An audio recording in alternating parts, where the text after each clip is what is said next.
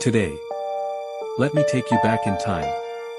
In the foggy nights of the early 1900s, we will dive into a mysterious and interesting disappearance case that's been buried by time and no one ever talked about it before. Let's start. The summer of 1911 settled over Longcross like a warm, gentle blanket. A small, quiet village tucked into the rolling green of Surrey, the kind of place where time didn't march, it drifted. Fields stretched far beyond the cottage roofs, the air holding the smell of soil and summer grass. Dirt paths cut between hedgerows, and Chertsey Common lay open and flat, framed by reeds and the stillness of shallow water pools. It was a landscape that felt untouched, almost peaceful to the point of fragility. And right on the edge of that common, sat Kitsmead Cottage, the home of 10-year-old Amy Reeves. She was the third child of a working-class family. Her father toiled long days as a gardener, her mother kept the home in order, steady and patient. The world they lived in was simple, no cars humming past, no streetlights, no noise except the wind and the occasional clip-clop of a horse cart in the distance. Amy was known as a bright, gentle child. Helpful. Quietly curious about the world beyond her doorstep. Like many children of rural England, she grew up with a freedom most modern eyes would find astonishing, wandering fields alone, playing along the stream banks, following the call of summer light. There were dangers in that world. But in 1911, people didn't recognize them as dangers. Not yet. What no one knew on that warm July week, was that innocence, trust, and the slow rhythm of village life were about to shatter. And the fields, the ones that cradled her childhood, would soon hold a secret so dark, it would haunt Longcross for more than a century.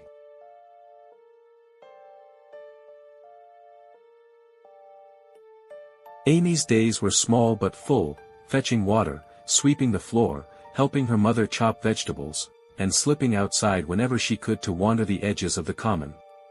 She liked the feeling of tall grass brushing her dress. She liked digging her toes into cool mud beside the pond. She liked watching dragonflies skim across the water. Simple pleasures, but to a child, these were wonders. And in that same world moved Albert Hampton. 16 years old. A gardener's boy from Chobham Street. Tall, wiry, usually seen with tools in his hands or sticks he'd gathered from the woods. Villagers knew him, not well, but well enough to nod at in passing. He wasn't a troublemaker, but he was different, solitary, intense in ways people couldn't quite put their finger on. Amy and Albert crossed paths from time to time. This was normal, children and young workers shared the same footpaths, the same streams, the same open land. If Amy saw him as a friend, or simply an older boy she didn't fear, that remains unclear. But something about Albert lingered on the edges of the Reeves family's life, unnoticed, unchallenged, unexamined. On the morning of July 18, 1911, witnesses saw Amy and Albert together near a garden path not far from her home. He was holding a large stick. Not a thin branch, but something sturdy, carved from the common itself. And he tapped it against his palm as he spoke. A neighbor overheard him say, "This would make a fine cudgel. I got it off the common." At the time, no one thought anything of it. Boys carried sticks. Boys made crude jokes.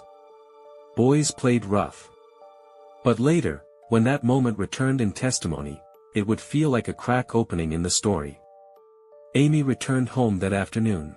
She ate lunch with her mother, a simple bread and butter meal. Then she wandered outside again, her small figure disappearing against the tall summer grass. At 12:30 p.m. her mother saw her for the last time. From here on, the innocence of Longcross would begin slipping away.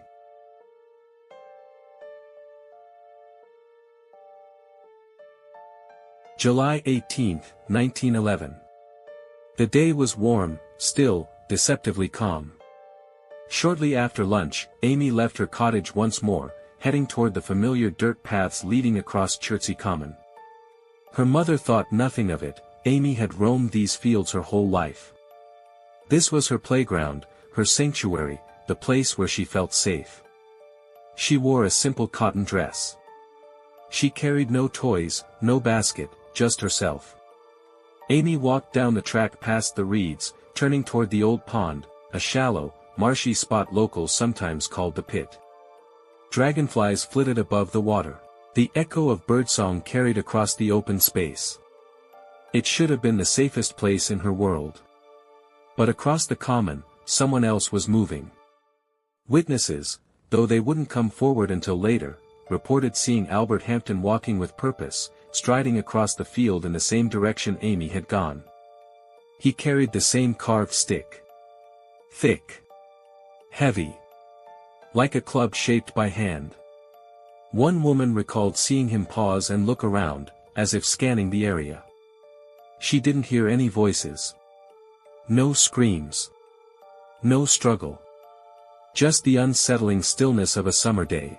At roughly 1 p.m. someone saw Amy and Albert together at the far edge of the common, walking toward a small, isolated gully near the pond. The girl appeared calm. The boy walked ahead of her. No one knew it then, but this would be the final moment anyone ever saw Amy Reeves alive. Hours passed. The sun lowered. And Amy did not come home.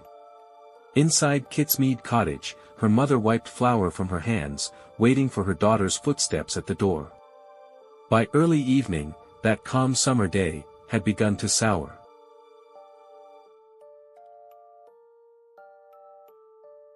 When Amy failed to return for tea, an unthinkable break in her daily rhythm, her mother stepped outside, calling her name across the yard. Amy was not the type to wander far. She knew the fields, but she also knew the rules. By 5 p.m. anxiety had begun threading through the family's voices. By 6 o'clock, it turned into fear. Amy's brothers and neighbors fanned out across the common, their silhouettes moving through the tall grass as the daylight began to weaken. The Reeves family called her name again and again. No answer. Not even an echo. As the evening deepened, small groups of villagers joined the search. Lanterns were lit, soft orbs of light bobbing through the dusk. Men checked the pond, prodding the water with sticks. Others combed the hedgerows. Paths were walked again and again. A young boy who overheard the calls began crying, frightened simply by the fear in the adults' voices. Children were ushered indoors. Windows were shuttered. The quiet countryside was no longer comforting, it was hollow, eerie, wrong. And one question spread quietly, whispered from one villager to the next. Was anyone seen with her? Someone mentioned Albert. Someone else said they'd seen him earlier with a large stick. Another said he'd been near the common around the same time Amy disappeared. At this point, no one suspected murder. Not yet. But they suspected something. Around 9 p.m. a black dog belonging to the Reeves family wandered toward the pond and began barking relentlessly. Several adults hurried over, holding lanterns high, sweeping golden light across the water, the reeds, the mud. Nothing. Just water. Just silence. Night crept across the common like a dark veil. The searchers returned home one by one, exhausted, worried, convinced they'd find her at first light. But Amy wasn't simply missing. She was lying somewhere very close, cold, still, waiting for someone to stumble upon the truth.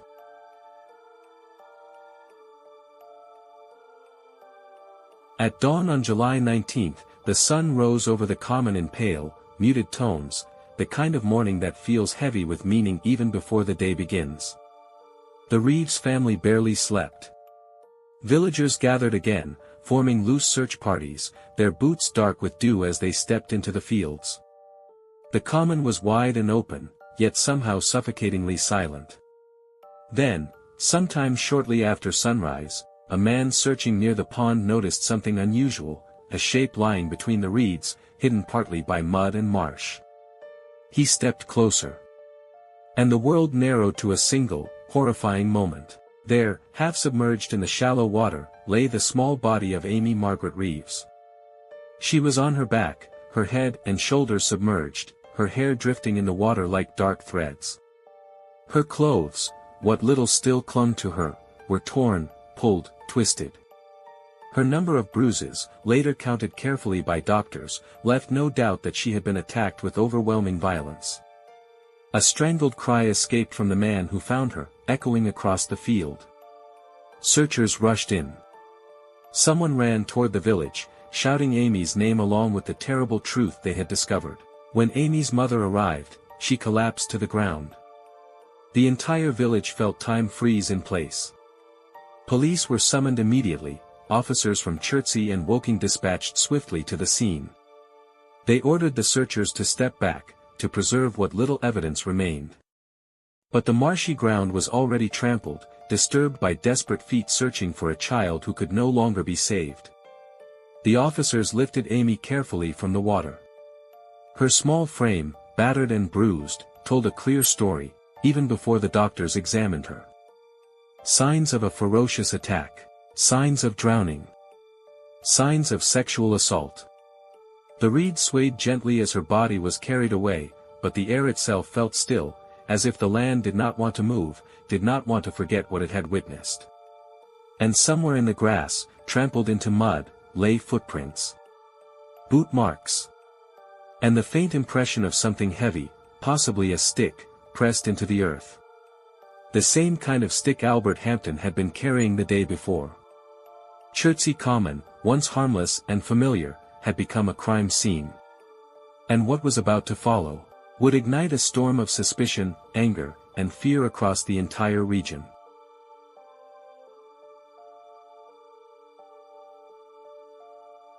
News of Amy's death spread across Longcross with the force of a wildfire.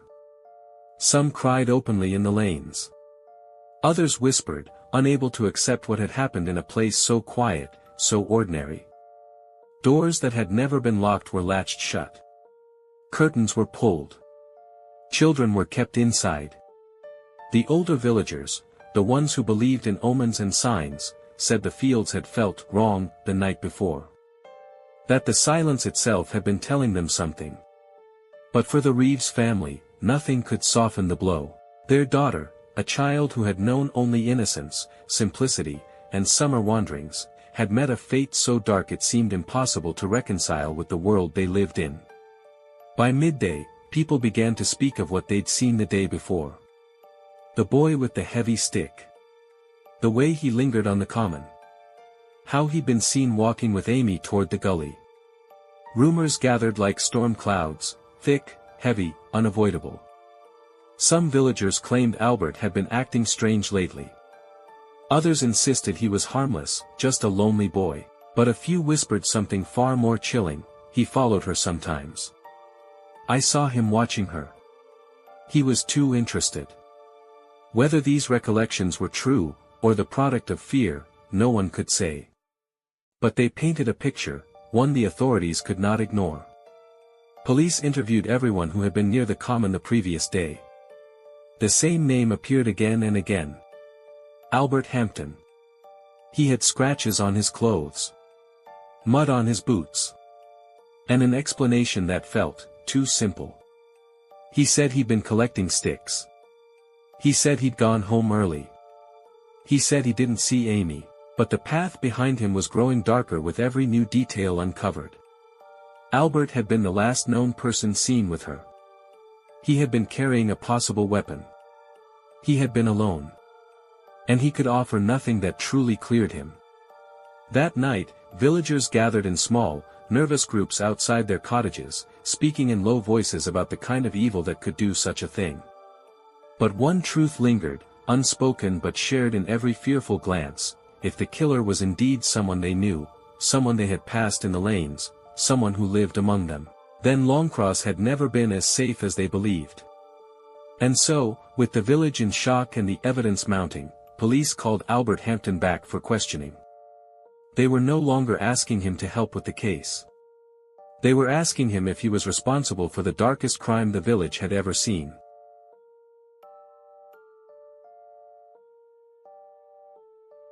Albert Hampton arrived at the station with hesitant steps.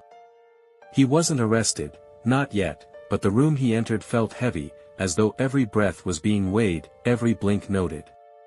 Constables sat across from him, uniforms stiff, faces stern in the dim lamplight. Albert shifted nervously, his fingers picking at the dirt under his nails. "Where were you yesterday afternoon?" The question hung in the air like a blade. He repeated what he'd already told villagers: he had gone to the common to gather sticks. He returned home early. He didn't see Amy. But his words felt rehearsed, thin, too smooth for the jagged chaos of the crime that had occurred. The officers pressed harder. Witnesses claimed to have seen him with Amy. Others saw him walking alone near the pond. Someone heard him comment on the weight of the stick he carried. Albert denied, his voice cracking under pressure. When asked why his boots were muddy, he said he'd been walking the fields. When asked about the scratches on his trousers, he said he'd fallen. His explanations clung together with thin threads, unraveling under scrutiny. One officer leaned in, lowering his voice. "Did you strike her with that stick, Albert?" Albert's eyes widened with panic, whether from guilt or fear remained unclear, but his answer came sharply: "No. I never touched her." But the room didn't believe him. Not fully. Not anymore. And though they released him for the moment, Albert walked out of the station as the prime suspect, the shadow of suspicion clinging to him like smoke.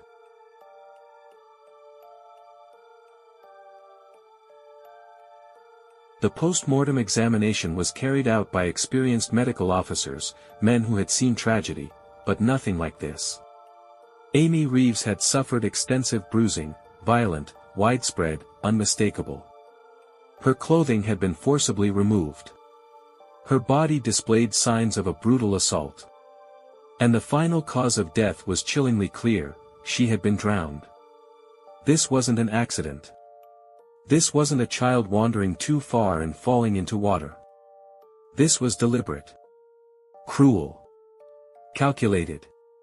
The doctors presented their findings to the authorities. Their language was clinical, measured, but beneath the words trembled a sense of horror. When the report reached the villagers, the outrage was immediate. Amy wasn't simply gone. She had been hunted. As the details spread, so did the dread. Women kept their children inside. Men walked with tools or sticks for protection.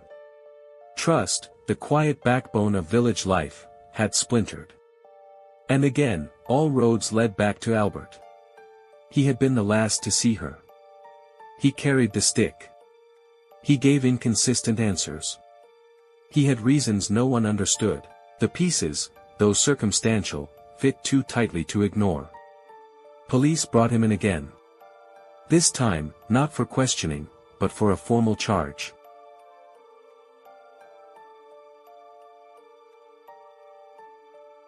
The inquest into Amy Reeves' death was held within days. Villagers crowded into the hall, some standing shoulder to shoulder, others spilling outside onto the steps, waiting for word. Mothers clutched handkerchiefs, fathers stared hard at the floorboards. Inside, the proceedings echoed with the voices of the living, describing the last hours of a child who could no longer speak. Witness after witness recounted. Seeing Amy and Albert together. Hearing his remark about the heavy stick. Finding his behavior suspicious. The discovery of the body. The medical evidence of assault and drowning. When Albert took the stand, he repeated his story, the same lines, the same shaky tone. He stuck to every word, even as it drowned under the weight of the testimony surrounding him. After hearing all evidence, the jury reached a conclusion: Amy Reeves had been murdered by person or persons unknown. But Albert Hampton was strongly suspected. The court could not legally convict on suspicion alone, but the community did. When Albert walked out of the courtroom, every eye followed him. Mothers pulled children behind them. Men turned their backs. Whispers slid like cold water through the crowd. He was never tried in a full criminal court, the evidence was deemed insufficient for a guaranteed conviction, but his name became permanently stained. Albert Hampton left Longcross shortly afterward. Some said he moved north. Some said he took work with farmers. Some said he lived quietly until his death. No one knows for certain. But what everyone agreed upon was simple: he was never welcome in Longcross again. Today, more than a century later, the fields where Amy once played look much the same. Still. Green. Unassuming. Nature forgets quickly. But people don't.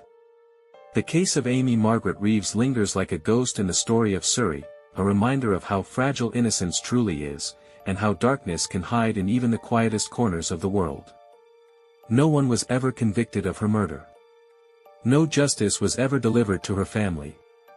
And the question that haunted Longcross in 1911 still hangs unanswered: did Albert Hampton kill her, or did the real murderer vanish into the marshes that day, unseen and unremembered?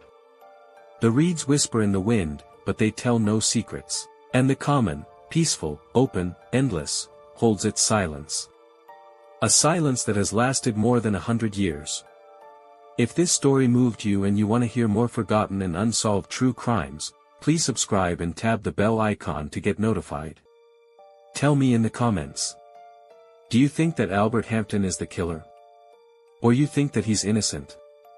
Did he deserve to just walk away clean-handed? Until next time. Stay curious and vigilant. And thank you for listening.